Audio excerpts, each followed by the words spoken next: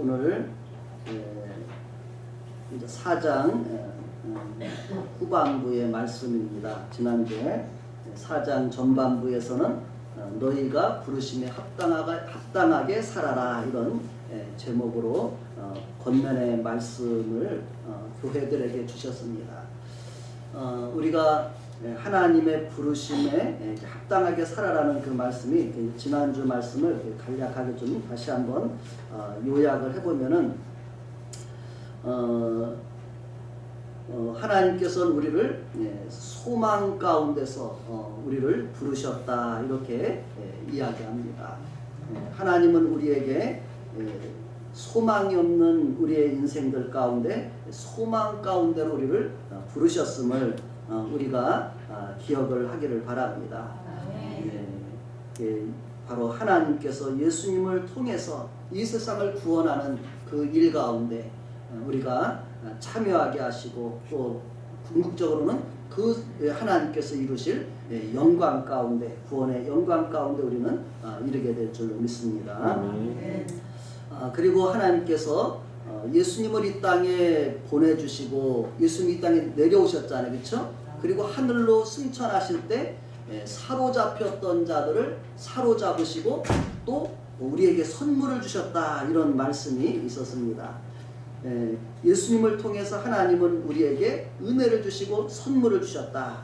그래서 그 앞에 사로잡혔던 자들을 사로잡으시고 그 의미가 우리가 해석하기에 따라서 조금은 여러 가지를 해석할 수 있는 여지가 있었는데 저도 한 주간 동안 그 부분을 또 묵상해보고 또 다른 번역서도 보고 그 문맥에서 보니까 결국은 우리들을 가리키는 말이다 이렇게 결론적으로 이렇게 이해를 하게 됩니다. 그래서 그 앞에 부분에 말씀 가운데 또 뒤에 말씀에 쭉 이렇게 보면 우리 사람들에게 사람을 가르치는 거예요. 우리가 사로잡혔던 자들이라고 이렇게 이야기하죠. 사로잡혔던 자들, 우리가 뭐에 사로잡혔었죠? 마귀에게 사로잡히고 또 죄에 사로잡혔던 우리 인생들을 주님이 우리를 사로잡으셔서 마치 예수님께서 베드로에게 사람을 취하라 한 것과 어찌 보면 같은 거지요. 우리를 취해서 사로잡으셔서 우리들에게 사람들에게 선물을 주셨다. 그런 의미로 해석할 때 무난한 해석이 될 수 있다 이런 생각이 듭니다. 그래서 우리 자신이 포로였었고 또 하나님의 그 생명에서 은혜에서 멀리 떠나 있던 우리의 인생들이었지만 이제 예수님을 통해서 우리를 다시 주님이 취해 주시고 사로잡아 주시고 우리에게 하나님의 주시는 그런 선물들을 주셔서 이 선물을 주셔서 하나님의 백성들을 섬기게 하는 데 있다는 거예요. 우리에게 각 사람에게 재능을 주신다는 거예요. 은사를 주신다는 거예요. 그것을 따라서 우리는 서로를 섬기게 하는 데 있는 거예요. 그래서 내게 주신 재능은 바로 어디에 써야 되는가? 성도들을 서로 섬기는 데 써야 된다 이렇게 가르쳐주고 있고 그래서 우리의 믿음이 점점 자라서 교회를 굳게 세우는 사람들이 되게 하신다 이렇게 말씀합니다. 우리 이곳에 참석하신 분들 한 분 한 분들이 다 믿음이 자라면서 교회를 세워가는 일에 귀하게 하나님께 영광 돌리게 되시기를 바랍니다. 오늘은 이제 그 말씀에 이어서 우리에게 이제 옛사람과 새사람이라는 그런 성경의 제목이 붙어 있습니다. 우리의 옛사람을 벗어버리고 새사람을 입으라는 그런 말씀으로 우리에게 권면의 말씀을 이어주고 있는데요. 본문 내용을 보면서 우리가 한 절 한 절 같이 은혜 받기 원합니다.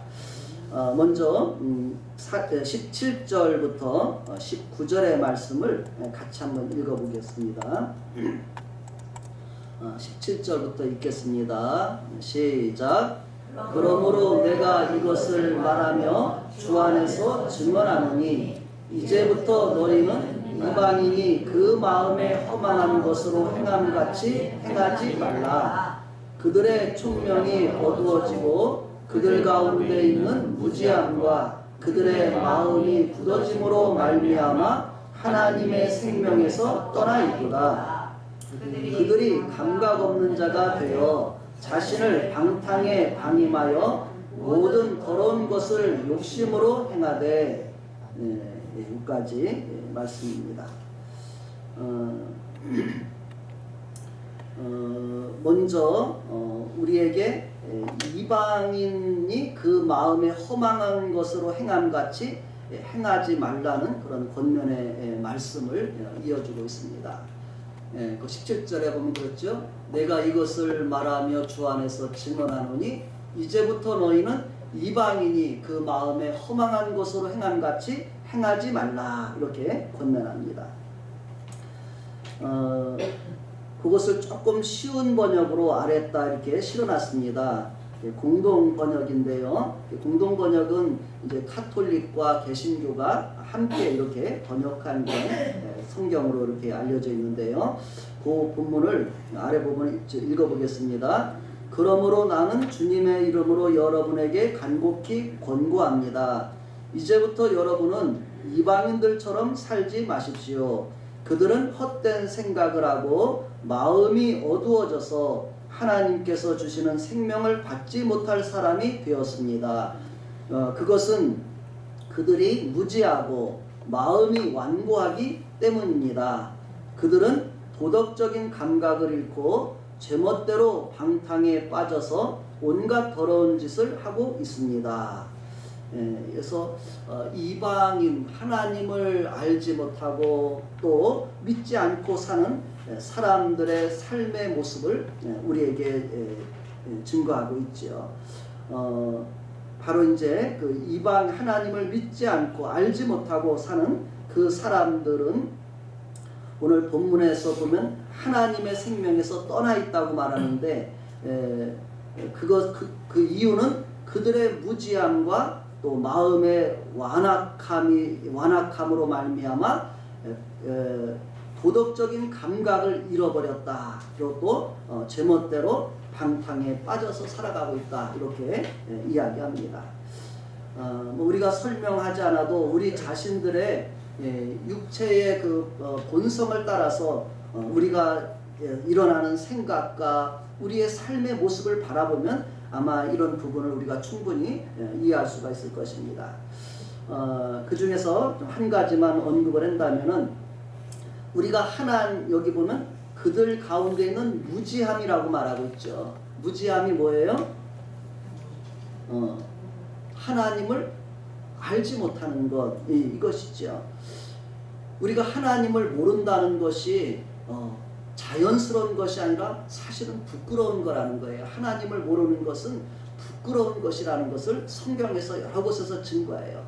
우리가 하나님의 심판의 대상에서 보면은 하나님을 알지 못하는 자들, 그런 사람들도 우리에게 심판의 대상이라는 것을 분명하게 말합니다. 왜 그럴까요?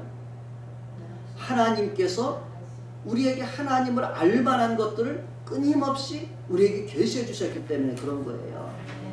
나에게 하나님을 알 만한 것을 끊임없이 누가 얘기해 주고 또 이렇게 깨닫게 해주시고 이렇게 했는데도 내가 하나님을 알지 않는 것, 알지 못하는 것은 내 마음이 뭐예요?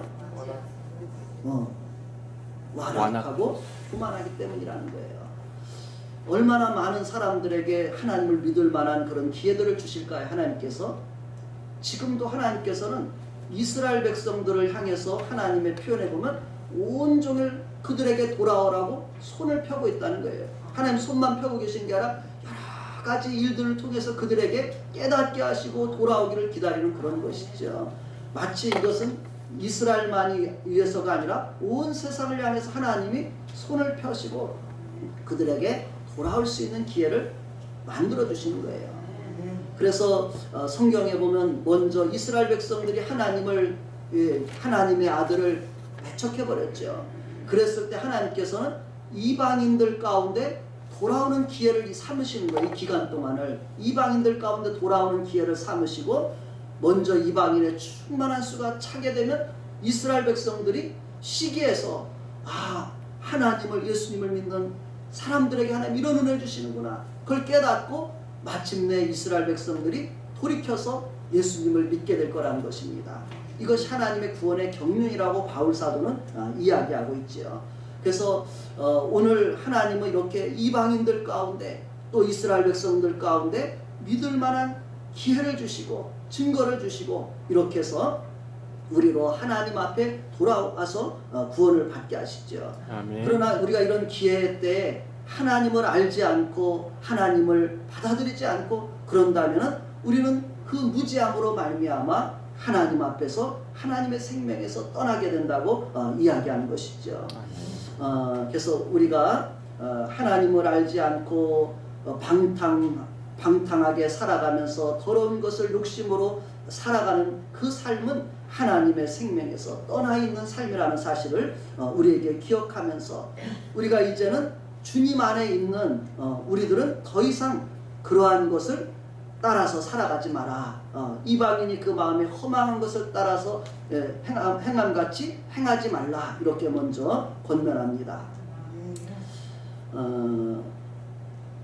우리가 지금 이제 이 코로나 사태로 인해서 많은 사람들이 지금 모임들을 하지 못하도록 이렇게 권면하고 있고 또 강제적으로도 그렇게 하기도 하고 미국에서 같은 경우도 막 법적으로 지금은 강하게 지금 막 모이지 못하게 하는 그런 사태가 있더라고요.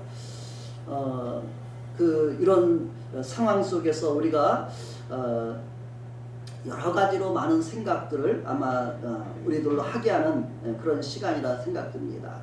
하나님이 없이 우리의 살아가는 그 삶의 모습 참으로 얼마나 자유로울 것 같지만은 아무것도 할 수 없는 그런 우리의 모습들 바라보면서 하나님 안에서 우리가 하나님을 섬길 수 있는 것이 얼마나 축복이고 또 은혜고 그런 삶의 모습인지 우리가 다시 한번 이렇게 생각해 보게 됩니다.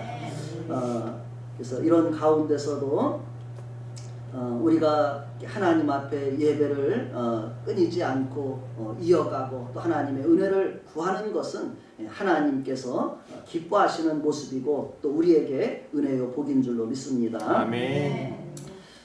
두 번째로 우리에게 권면하는 것은 20절부터 우리 24절의 말씀까지를 한번 보도록 하겠습니다. 바울 사도를 통해서 에베소 교회에 또는 오늘 주님의 백성들에게 권면하는 두 번째 권면의 말씀 20절부터 24절까지 천천히 읽도록 합니다. 20절부터 시작. 오직 너희는 그리스도를 그같이 배우지 아니하였느니라.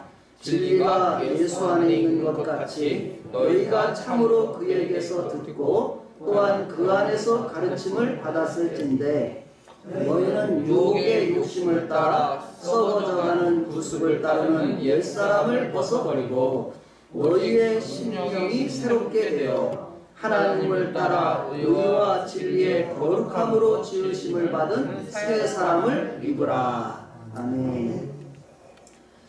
두 번째 단락을 통해서 우리에게 주시는 그 말씀은 예수님을 배우는 우리들, 예수님의 은혜로 주님의 말씀을 듣고 주님 앞에 나온 우리들의 삶이 어떠해야 되는지를 이야기해 주고 있는데요.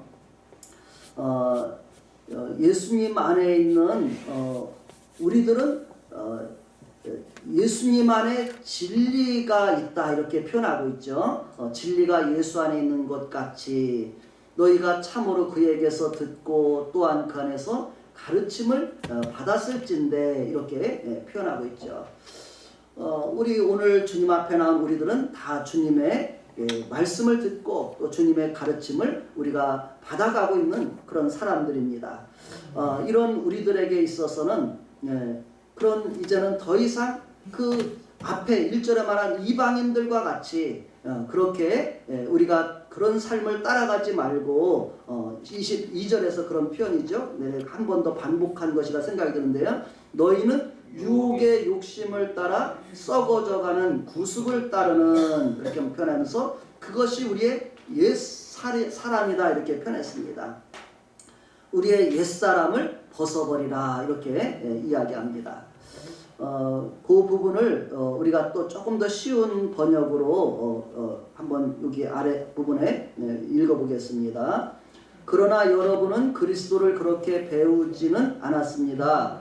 그리스도 예수 안에는 진리가 있을 따름인데 여러분이 그의 가르침을 그대로 듣고 배웠다면 옛생활을 청산하고 정욕에 말려들어 썩어져가는 낡은 인간성을 벗어버리고 마음과 생각이 새롭게 되어 하나님의 형상대로 창조된 새 사람으로 갈아입어야 합니다. 이렇게 표현이 되어 있습니다.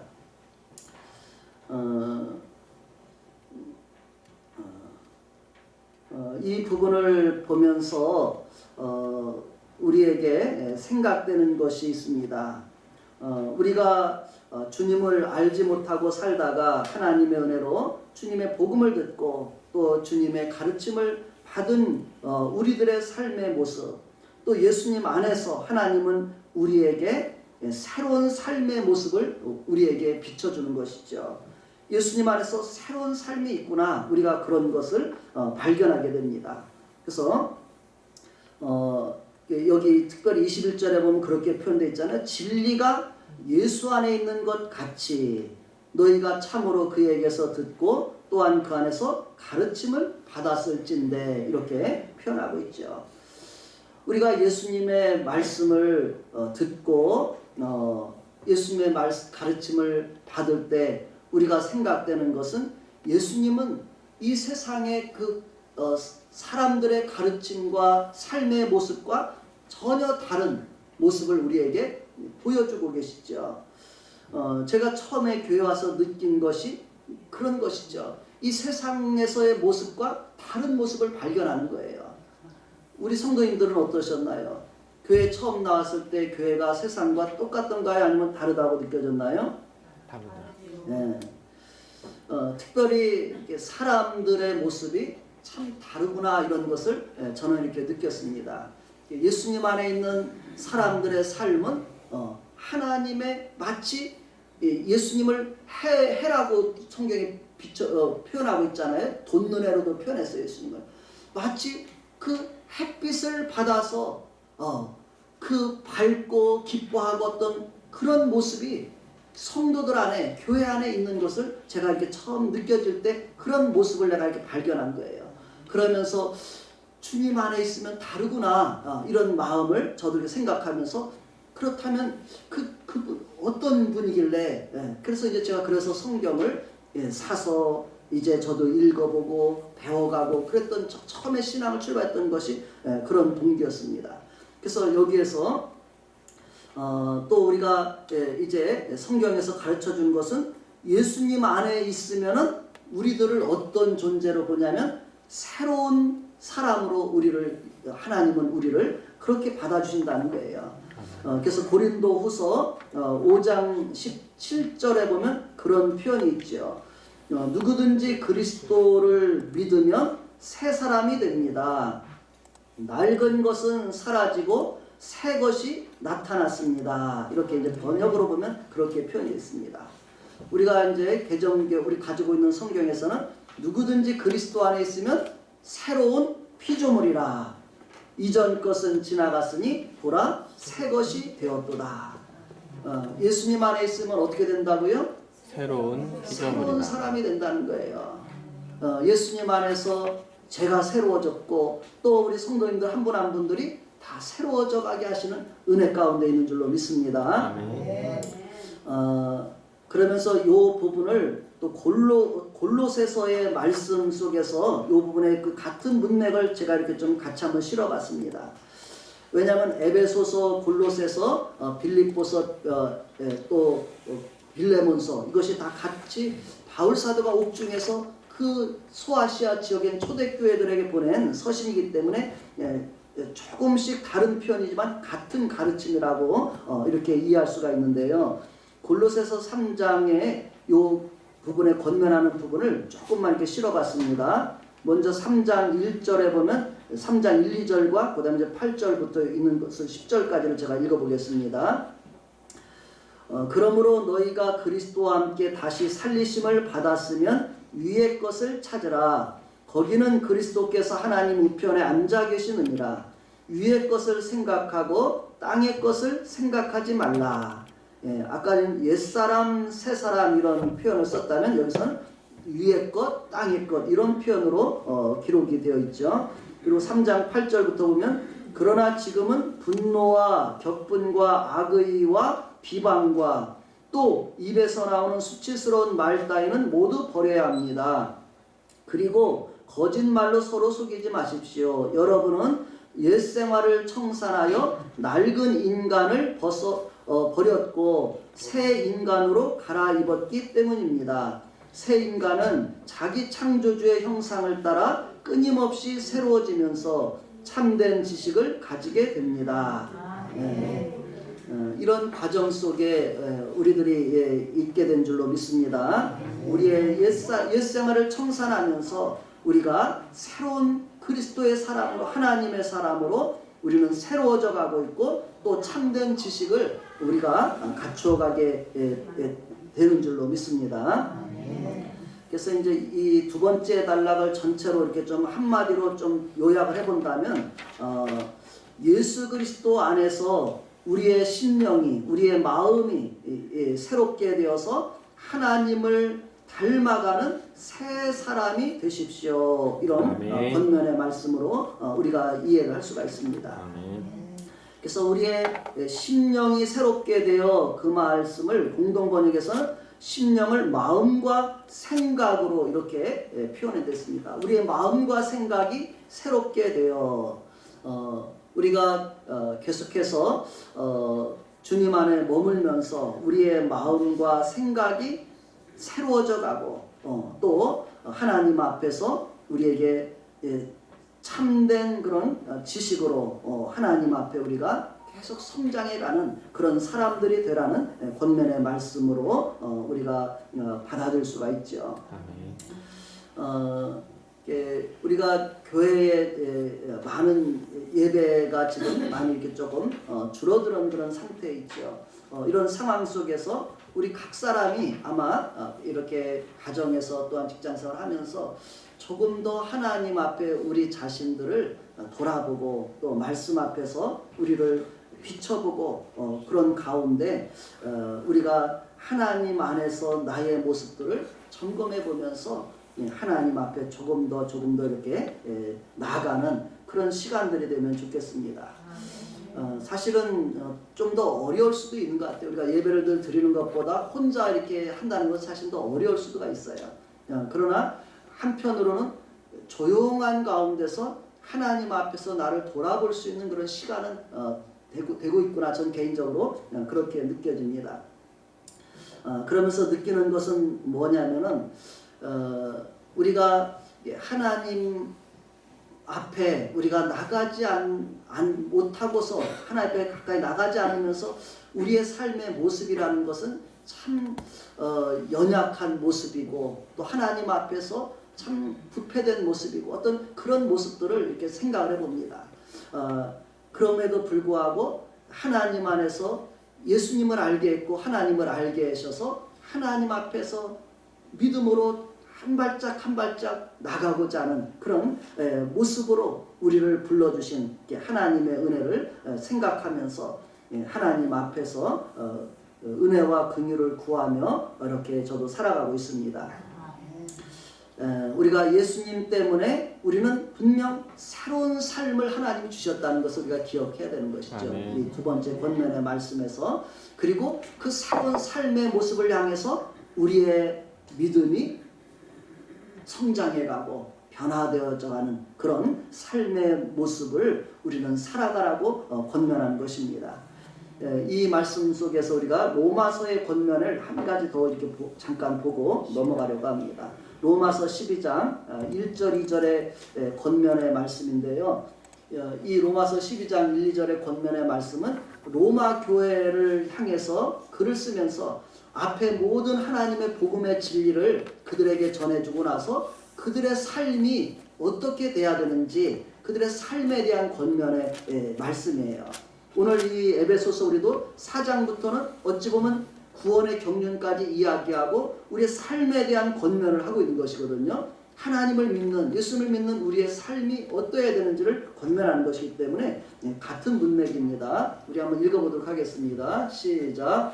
그러므로 형제들아 내가 하나님의 모든 자비하심으로 너희를 권하노니 너희 몸을 하나님이 기뻐하시는 거룩한 산 제물로 드리라. 이는 너희가 드릴 영적 예배니라. 2절 같이 잊어봅니다. 시작. 너희는 이 세대를 본받지 말고 오직 마음을 새롭게 함으로 변화를 받아 하나님의 선하시고 기뻐하시고 온전하신 뜻이 무엇인지 분별하도록 하라. 아멘. 이것이 우리가 예수님 안에 살아가는 우리들의 삶의 태도지요. 그렇죠? 내가 하나님의 모든 자비하심으로 너희를 권하노니 너희 몸을 어떻게 하라고요? 하나님이 기뻐하시는 거룩한 산제물로 드리라. 내 삶을 하나님 앞에서 살아가는 그런 삶을 우리가 배워가라는 그런 의미라고 볼 수가 있죠. 그것이 진정한 예배라는 거예요. 내 몸을 하나님이 기뻐하는 삶으로 변화시켜가는 것, 그것이 예배지. 우리가 하나님 앞에서 모여서 듣는 것, 여기에 멈추는 것이 아니죠. 이제 이것 우리가 듣고 나가서 우리가 일주일간 살아갈 때 하나님 앞에 우리가 어떻게 살아가는가, 그런 것을 권면해주는 말씀이거든요. 그래서 우리가 예전부터 표현한 것 중에 그런 표현을 많이 씁니다. 우리가 모여서 이렇게 모이는 예배가 있죠. 모임을 마치고 나면 우리가 어떻게 돼요? 각각 또 흩어지게 되잖아요. 흩어져서 우리의 삶의 자리로 가잖아요. 그 삶 속에서 우리가 이것을 살아내는 것이 진정한 영적인 예배다, 이렇게 이야기하는 거죠. 그래서 삶으로의 예배라는 표현을 많이 쓰고 있습니다. 우리가 그런 시간을 지금 갖고 있는지 모르겠어요. 그렇죠?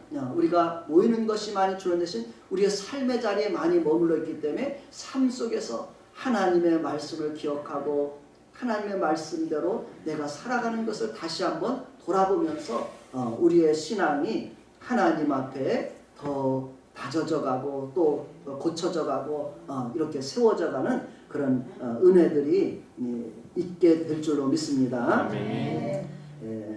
그래서 우리의 삶 속에서 2절의 말씀 다시 한번 기억하고 우리 삶 속에서 이렇게 살아가 봅시다. 2절 한번 다시 한번 있습니다. 시작. 너희는 이 세대를 본받지 말고 오직 마음을 새롭게 함으로 변화를 받아 하나님의 선하시고 기뻐하시고 온전하신 뜻이 무엇인지 분별하도록 하라. 아멘. 우리의 삶 속에서 우리 마음을 자꾸 우리가 새롭게 함으로 변화를 받고 하나님이 선하시고 기뻐하시고 온전하신 뜻이 무엇일까? 우리의 삶 속에서 그런 부분을 생각하며 따라가는 우리가 되기를 바랍니다. 아멘. 또 한 가지 요즘에 좀 생각되는 것은 이런 것입니다. 우리가 지금 어찌 보면 예배를 자유롭게 했는데 많이 우리 생각 속에 또 삶의 그런 환경 속에서 죄악을 받고 있잖아요. 그런데 이러한 일들이 우리가 여기에서 멈추는 것이 아니라 앞으로 이런 일이 없을까요? 앞으로 이러한 일들이 더 제 생각에는 제가 성경에 있는 예언을 볼 땐 더 많이 발생할 수가 있다는 걸 생각해야 돼요. 그러한 상황 속에서 우리가 예배 자리로 모이지 못할 수 있는 그런 상황이 얼마든지 올 수 있었을 때 그때 나는 내 믿음을 어떻게 지켜갈 것인가를 한 번쯤 이 기간에 내 자신을 시험하는 거예요. 나는 이런 상황 속에서 내 믿음을 지켜갈 것인지 아니면 세상 사람들처럼 두려워하고 아니면 갈팡질팡하고 그런 상태에 머물지 우리 자신을 점검해 보시기 바랍니다. 우리가 그런 상황이 온다 할지라도 그 상황 속에서 나의 믿음을 하나님 앞에 보일 수 있는 믿음을 지켜나갈 수 있는 그런 믿음을 우리가 가지고 있어야 된다는 거예요. 초대교회가 그랬잖아요. 초대교회가 막 예수님을 통해서 막 3,000명 5,000명 부흥해 나가요. 그러다가 로마의 핍박이 있으니까 전혀 드러나게 모일 수도 없어요. 사방으로 뿔뿔이 흩어졌어요. 또 어떤 사람들은 피해서 지하에서 숨어서 예배를 드렸어요. 그런 시간들이 AD 300년까지 이어지는 거예요. AD 70년 로마로 해서 예루살렘이 다 뿔뿔이 멸망당해서 흩어지면서 그런 시간이 지났어요. 약 230여 년 어간이 250년 어간이 그런 시간들로 지나갔을 때 그때 얼마나 많은 사람들이 자기의 믿음을 테스트받는, 시험받는 시간이잖아요.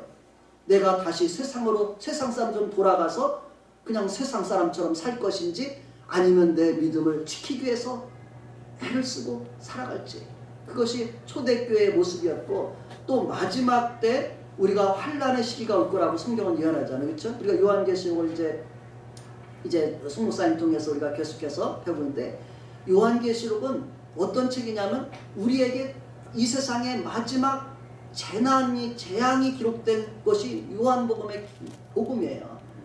재앙이 계속해서 내려지는데, 그것은 뭐냐면 마지막 하나님께서 우리를 돌아오게 하시는 마지막 하나님의 징계고 권고라고 볼 수가 있어요. 재앙도 심판도 성경에서는 의롭다는 거예요. 하나님의 심판은 의로운 거예요. 재난도 의로운 거예요. 그것이 없으면 우리는 감각 없는 자 돼서 세상의 죄악의 방탕 속에 살다가 영원히 멸망당해도 우리는 깨닫지 못하고 쓸려가는 거예요. 그러나 이런 가운데서 우리에게 깨닫게 하시고 돌아보게 하는 시간이죠. 지금은 어찌 보면 작은 하나님의 그런 징계의 시간이라고 볼 수가 있을 것 같아요. 우리가 큰 그런 하나님의 더 큰 재난을 바라볼 때 이런 걸 생각하면서 하나님 앞에 나의 믿음을 더 우리가 견고하게 하는, 또 어떤 상황 속에서 내 믿음을 내가 흔들리지 않고 지켜갈 수 있는 그런 부분들을 우리 마음에 생각하고 준비하고 우리가 다져가는 그런 시간들이 되면은 하나님 앞에 큰 유익이 될 거라 생각됩니다. 그런 상황 속에서 믿음을 잃어버릴 사람도 있겠죠. 그렇죠? 배도의 시간을 갖는 사람이 있었을 거예요. 그러나 그들은 배도하는 사람은 어떻게 돼요? 영원히 멸망하는 거예요. 그래서 우리는 나에게 더 큰 어려움이 온다 할지라도 내 믿음을 지켜갈 수 있는 그런 마음을 내게 준비하는 시간으로 갖는다면 그 사람에게는 큰 유익한 시간이 되리라 생각됩니다. 아멘. 우리가 다 그렇게 오늘 말씀처럼 우리가 예수님 안에서 우리는 새로운 삶을 하나님께서 새로운 삶을 살아가도록 우리를 불러주셨기 때문에 우리가 주님 안에서 날마다 새로운 사람을 입어가는 그런 사람들이 되기를 축복합니다. 아멘. 이제 그 옛사람과 새사람이라는 그 제목 넘어서 성경 본문에 하나님을 본받는 생활이다 이렇게 해서 이것이 5장에까지 쭉 이어지는 권면의 말씀입니다. 그래서 그 권면의 말씀 중에 하나님을 본받는 생활 중에 4장 부분까지만 오늘 본문을 같이 살펴보려고 합니다. 25절부터 우리가 하나님 아버지를 본받는 생활, 우리가 예수님 안에서 하나님의 자녀되는 권세를 받았잖아요. 그럼 하나님 아버지를 본받는 생활은 어떠한 생활일까? 우리가 그 생각하면서 이 본문의 말씀을 읽어보도록 하겠습니다. 우리 25절부터 우리 한번 천천히 읽도록 하겠습니다. 먼저 29절까지 한번 읽고 그 다음에 이어서 읽겠습니다. 우리 천천히 한 절씩 읽습니다. 25절부터 시작. 그런즉 거짓을 버리고 각각 그 이웃과 더불어 참된 것을 말하라. 이는 우리가 서로 지체가 됨이라. 분을 내어도 죄를 짓지 말며 해가 지도록 분을 품지 말고 마귀에게 틈을 주지 말라. 도둑질하는 자는 다시 도둑질하지 말고 돌이켜 가난한 자에게 구제할 수 있도록 자기 손으로 수고하여 선한 일을 하라. 29절까지 시작. 무릇 더러운 말은 너희 입 밖에도 내지 말고 오직 덕을 세우는데 소용되는 대로 선한 말을 하여 듣는 자들에게 은혜를 끼치게 하라. 아멘. 그까지의 말씀을 우리가 먼저 하나님을 본받는 생활 속에 첫 번째로 권면하는 것을 이렇게 좀 내용을 우리 마음에 좀 다시 이렇게 잘 좀 각인시킨다 생각하면서 보면은 말에 대한 부분이 여기 많이 나오죠. 25절부터 보면 첫 번째, 우리의 하나님을 믿는 우리들은 우리의 말이 하나님 안에서 변화가 필요하다는 거예요. 자, 어떤 변화가 필요할까? 여기 보니까 첫 번째로는 거짓을 버리라고 이렇게 말했어요. 예수 믿는 사람이 거짓말을 하게 되면 안 된다는 거죠. 그렇죠? 예수 믿으면서 우리가 내 속에 거짓말을 했던 사람들은 거짓을 이제는 버리라, 거짓말을 버리라 이렇게 이야기해요. 왜냐하면 하나님에게는 거짓이 없잖아요. 참이신 분이기 때문에 우리가 참된 자의 자녀가 되었다면 우리 속에 이제는 거짓은 모든 것은 마귀에게서 난 거잖아요. 마귀는 거짓말의 아비라 그랬잖아요. 그래서 우리가 이제는 더 이상 마귀의 자녀들처럼 살아가지 말고 하나님의 자녀로 거짓을 버리고 각각 이웃과 더불어서 어떻게 하라고요? 참된 것을 말하라 이렇게 표현합니다. 말에 대한 것만이 참 많죠. 참된 것을 말하라 그 표현을 여기에서 이렇게 표현하고 있는데요. 25절에 그러므로 거짓말을 하지 말고 이웃에게 진실을 말하십시오. 우리는 서로 한 몸의 지체들입니다. 우리에게 진실을 또는 진리를 말하십시오. 이렇게 표현하고 있고요. 우리가 서로 지체가 됩니다. 이렇게 표현한 것을 볼 때 여기서 우리의 이웃이라고 했을 때 우리가 예수님을 믿는 사람들을 표현할 수도 있지만은 조금 더 넘어서면 우리의 이 세상의 사람들도 다 포함한 그런 내용이라고 볼 수가 있죠. 우리의 이웃들에게 우리는 이젠 거짓을 버리고 참된 것을 말하라 이렇게 표현하고 있습니다. 그리고 우리가 이제 29절에도 같은 적인데 그 사이에 26절부터 있는 권면을 조금 살펴봅니다.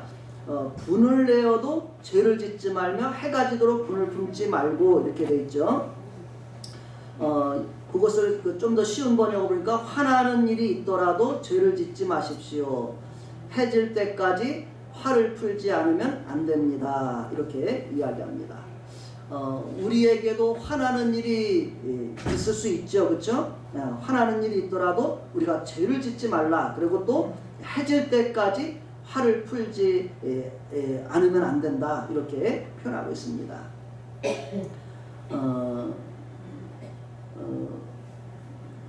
우리의 이 삶 속에서 이 말씀을 잘 받아들인다면 아마 우리에게 그런 화를 충분히 더 잘 다스릴 수 있는 그런 은혜가 있을 줄로 압니다. 그리고 그 다음에 이제 마귀에게 틈을 주지 말라 이 표현을 마귀에게 발붙일 기회를 주지 마십시오 이렇게 표현하고 있습니다. 우리는 마귀의 괴계를 이제는 전혀 모르는 사람이 되지 말고 마귀의 괴계를 아는 사람이 되라는 거예요. 예를 들면 우리에게 화나는 일이 있고 어떤 믿음 생활을 하다 보면 마귀가 우리를 자꾸 이렇게 유혹하려고 하는 어떤 그런 것들이 있어요. 특별히 이제 은혜를 받고 우리가 하나님 앞에 믿음으로 살려고 하면 내 발목을 자꾸 붙잡는 어떤 그런 일들이 있을 수 있다는 거예요. 그러면 우리는 어떻게 돼요? 막 화를 내고 싸우게 되고 막 그런 곳으로 이끌어가게 되죠. 그러면은 내 은혜 받은 것을 다 까먹게 만드는 거예요. 우리가 그때 조심할 것이 이런 부분일 것 같아요. 우리가 화를 내더라도 죄를 짓지 말고 또 마귀에게 우리가 기회를 주는 것이 아니라 마귀가 우리를 그런 것을 나를 넘어뜨리지 못하고 공격하지 못하도록 내 자신을 지켜가는 것, 그런 것이 하나님의 자녀된 우리들에게 필요하다고 말씀합니다. 그리고 또 28절에서는 도둑질하는 자는 다시 도둑질하지 말고 돌이켜 가난한 자에게 구제할 수 있도록 자기 손으로 수고하여 선한 일을 하라 이렇게 권면하고 있습니다.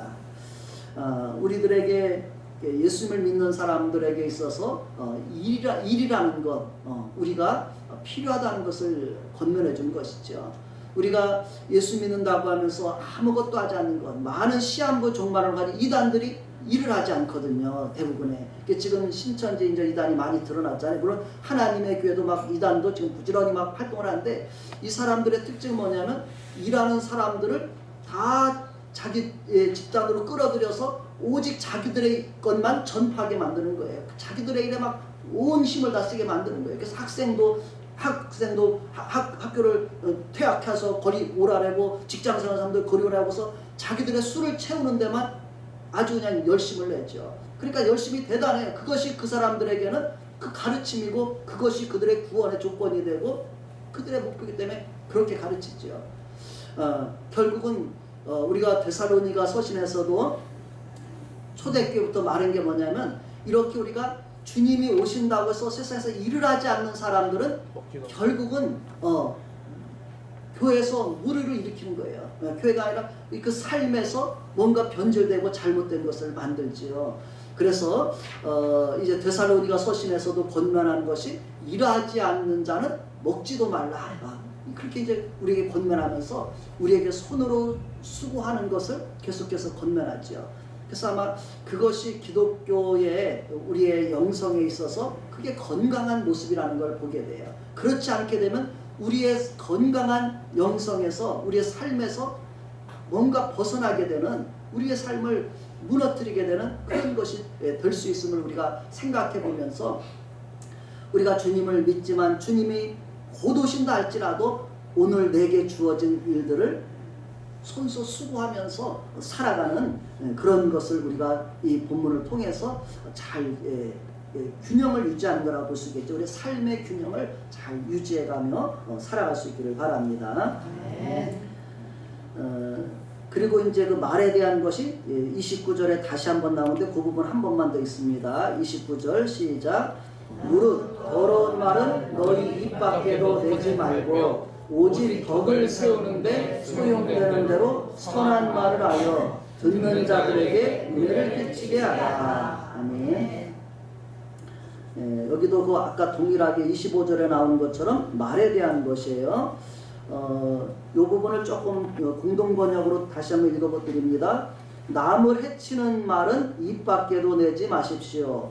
오히려 기회 있는 대로 남에게 이로운 말을 하여 도움을 주고 듣는 사람에게 기쁨을 주도록 하십시오. 이렇게 표현이 되어 있고 다른 번역에서 보면 여기서 덕을 여기 보면 오직 덕을 세우는데 소용되는 선한 말을 하라는 표현을 썼다. 덕을 세운다는 것이 뭐냐면 믿음을 세워주는 말을 하라는 거예요. 아멘. 다른 사람들에게 우리가 서로 말할 때 어떤 말을 하라고요? 믿음을 세워주는 말을 하라. 이렇게 권면하고 있습니다. 내가 이렇게 누군가에게 이야기할 때 이것이 그 사람에게 하나님을 믿는 믿음을 잘 세워줄 수 있는 그런 말을 하는 것, 이것이 우리가 가져야 될 자세라는 것이죠. 그리고 이제 그 다음 구절 30절부터 32절까지 한번 좀 살펴봅니다. 30절부터 32절 읽어봅니다. 시작. 하나님의 성령을 근심하게 하지 말라. 그 안에서 너희가 구원의 날까지 인치심을 받았느니라. 너희는 모든 악독과 노함과 분냄과 떠드는 것과 비방하는 것을 모든 악의와 함께 버리고 서로 친절하게 하며 불쌍히 여기며 서로 용서하기를 하나님이 그리스도 안에서 너희를 용서하심과 같이 하라. 아멘. 그 부분 한 절씩 한번 조금만 더 다시 한번 봅니다. 여기 30절에 하나님의 성령을 근심하게 하지 말라 이 부분인데요. 그 부분을 제가 다른 번역으로 한번 읽어드려 다시 한번 생각해 보시기 바랍니다. 마지막 날에 여러분을 해방하여 하나님의 백성으로 삼으실 것을 보증해 주신 하나님의 성령을 슬프게 해드리지 마십시오. 이렇게 표현되어 있습니다. 여기서 하나님의 성령은 우리에게 어떤 일을 하신다고요? 그 안에서 너희가 구원의 날까지 인치심을 받았다. 하나님의 성령은 우리를 구원하는 일을, 구원을 완성하는 일을 우리에게 이루어 주시는 분이 우리 안에 계시는 하나님 보내신 성령님이 하시는 일이라는 거예요. 내가 하나님 앞에 끝까지 우리에게 주신 구원을, 예수님을 믿어서 하나님께서 주시는 구원에 이르기까지, 하나님의 나라에 들어가기까지 내 안에서 역사하시는 분이 성령님이라는 거예요. 그래서 이 성령님이 근심하게 하지 않도록 하나님의 그 인도하심을 따라서 우리의 구원을 잘 완성해 가도록 하라는 것이죠.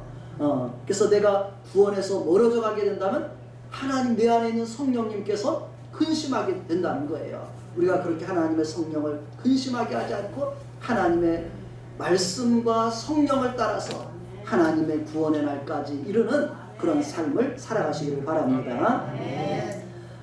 그리고 31절에서도 너희는 그 부분 다른 번역으로 제가 읽어볼게요. 모든 독설과 이제 악독을 독설이라고 표했죠. 그 말이겠죠. 그것도 또 격정과 분노와 고함 소리와 욕설 따위는 온갖 악의와 더불어 내버리십시오. 예수 믿으면서 우리의 옛사람의 모습 했던 그런 삶의 모습들을 우리는 어떻게 하라고요? 벗어버리라는 거예요. 우리에게 그런 본성들이 우리가 있는 사람들이 있죠. 아마 우리에게 그런 것들이 있을 거예요. 저도 그런 생각을 이렇게 해봅니다. 특히 이제 제 아들에게 가까이 있는 사람들에게 우리가 더 소리를 잘 질러요. 그렇죠? 먼데 사람들에게는 소리 지를 게 없어. 남한테는 우리가 크게 소리 지르기가 별로 없어요. 근데 가까운 사람들에게 소리를 지를 때가 있어요. 저도 제가 요셉이한테 어떤 것을 바라볼 때 때로는 이렇게 해서는 안 된다고 생각할 때 나도 모르게 이렇게 화가 나게 되고 또 소리가 높아지게 되고 이런 걸 내가 몇 번 느껴요. 그래서 이 부분을 미안하게 생각하고 또 그 부분을 또 요셉이가 잘 그래도 받아주고 있는 그런 것이 또 한편으로 감사한 마음이 제가 가져요. 그래서 이제 그 부분을 직접 표현해 볼까 하다가 오늘 처음 표현하는 거예요. 직접적으로 요셉이한테 표현해서 제가 화를 확 낼 때가 있거든요. 왜냐하면 그때는 뭐냐면은 본인에게는 맞기 때문에 좀 화가 날 수 있지만 그것은 해서는 안 될 것 같다. 그렇게 해서는 안 될 것 같다 이럴 때 화가 나는 거거든요. 부모로서. 그런데 이제 우리가 그 부분을 나도 내가 그렇게 생각해서 내가 좀 더 부드럽게 표현하면 좋겠는데 내가 자꾸 화가 나는구나. 이제 그런 걸 제가 느끼죠. 그래서 이제 이런 부분을 저도 성장해야 될 부분인 거예요. 이것이 이 말씀의 권면처럼 그 부분에서 조금 더 내가 이제는 잘 말을 표현할 때 좀 더 여기 말하는 것처럼 조심해야 될 그런 부분이 있죠. 그런 부분들을 아마 우리 성도님들에도 각 사람이 그런 게 있을 수 있겠죠. 이런 걸 우리가 적용하면서 이 말씀처럼 우리에게 악동, 노함, 그렇죠? 노함은 화를 내는 거잖아요. 분냄 또는 떠드는 것, 비방하는 것을 모든 악의와 함께 버리라. 이 말씀을 생각하면서 가까운 데 사람들에게 우리가 이것 때문에 상처 주거든요. 그렇죠? 그래야 안 그래요? 저만 그런지 모르겠어요. 그러나 제가 아이들한테 엄청 약속을 그런 게 오늘 아침에 아들 우리 집은 어째 우리 엄마하고 해설 소리만 나네 그러네. 아니 진짜 못 살 것도 어떡하냐. 얼른 가야지. 예, 그래서 이런 부분을 우리가 바꿔간다라면 거기에서 하나님의 나라가 더 이렇게 아름답게 이루어져가는 것이기 때문에 우리가 말씀을 보면서 이런 부분이 생각날 때 더 이것을 가지고 나를 다스리는 거죠. 이 말씀을 가지고서 우리가 잘 다스려가서 우리가 이런 것을 벗어버리라는 권면의 말씀을 기억하며 우리가 행하기 바랍니다. 아마 비슷한 면이 다 있을 거예요. 여덟 편했지만은 그래서 이 부분 잘 기억하시고요. 그 다음에 이제 32절 끝에 부분은 그걸 다시 다른 번역을 해볼게요. 여러분은 서로 너그럽고 따뜻하게 대해주며 하나님께서 그리스도를 통해서 여러분을 용서하신 것처럼 서로 용서하십시오. 이렇게 되어 있습니다. 우리가 다른 사람들에게는 조금 더 너그럽고 따뜻하게 대해주죠. 그렇죠? 우리가 이런 것이 이제 우리가 더 가까운 사람들에게도 이런 것을 더 우리가 자꾸 훈련해서 너그럽고 따뜻하게 대해주고 또 하나님께서 그리스도를 통해서 여러분을 용서하신 것처럼 서로 용서하십시오. 이 부분을 우리가 기억하기 바랍니다. 특히 우리가 용서하는 것도 우리가 가까운 데 사람들에게가 더 어려운 거예요. 그렇죠? 그래서 이런 부분들을 우리가 용서하는 것 우리가 배워갈 필요가 있습니다. 우리가 용서는 다른 표현으로는 사랑이죠. 그렇죠? 우리가 사랑하라는 그런 말씀은 바로 우리가 용서를 통해서 이루어지는 것이거든요. 그래서 우리가 예수님을 통해서 우리가 서로를 사랑하고 용서하는 것 이런 부분들의 권면의 말씀을 우리가 기억하기 바랍니다.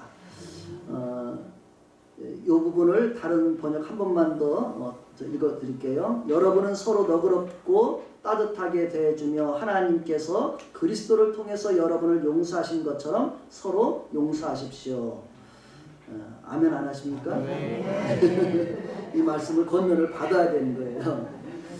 특히 하나님께서 그리스도를 통해서 누구를?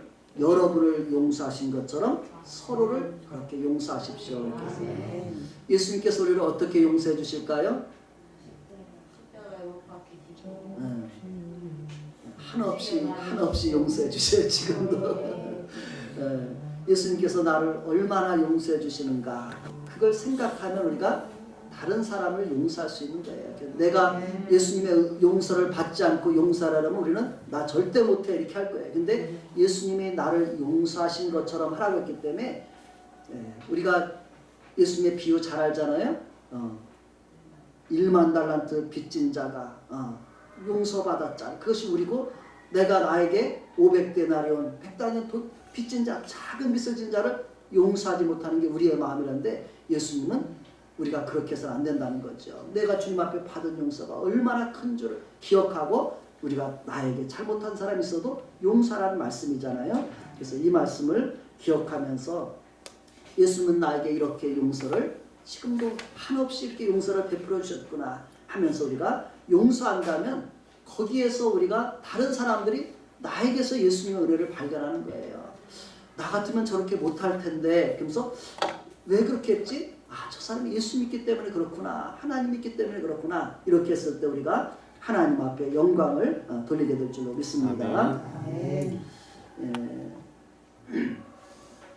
골로새서에 있는 말씀 끝으로 실은 말씀 잠깐 읽어드리고 마무리합니다.